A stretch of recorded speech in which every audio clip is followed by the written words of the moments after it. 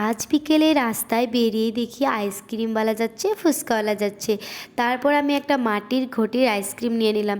তো এই মাটির ঘটির আইসক্রিমগুলো খেতে না খুবই ভালো লাগে। তোমাদের কেমন লাগে অবশ্যই কমেন্টে জানিও। তো তাড়াতাড়ি করে আইসক্রিমটা খেয়ে তারপর ফুচকা খেয়ে নেব। তো আজকের আইসক্রিমটা অত একটা ভালো ছিল না, সেদিনকারটা খুবই ভালো ছিল। তারপর এখানটায় এসে দেখি মা এখান থেকে ভাজা কিনে নিচ্ছে। তার মাসি ওখানটায় দাঁড়িয়ে আছে। তারপরে ভাগ্নি দেখি ফুচকা খাবে, আমিও বললাম আমিও ফুচকা খাবো। তারপর আমার থেকে ওকে একটা দিয়ে দিলাম। তারপর আমি কতগুলো ফুচকা খেয়ে নিলাম। তারপর বন্ধুরা, ফুচকা খাওয়ার শেষে কিন্তু শুকনো ফুচকা না খেলে ভালো লাগে না। তারপর আমি একটা শুকনো ফুচকা খেয়ে তারপর এখান থেকে বাদাম নিয়ে নেব। তো বন্ধুরা, অনেক ঝাল লেগেছে তার জন্য একটু লবণ খেয়ে নিলাম। তারপর বাদাম নিয়ে তারপর আমি বাড়ি চলে যাব। তারপর দেখি মা ভাজা খাচ্ছে, ওখান থেকে একটু ভাজা নিয়ে নিলাম। তো অল্প একটু মার থেকে ভাজা খেয়ে তারপর ভাগ্নিরটা দেখি অনেক লঙ্কা, অনেক ঝাল হয়েছে ওটা, আমি ওটা খাবো না।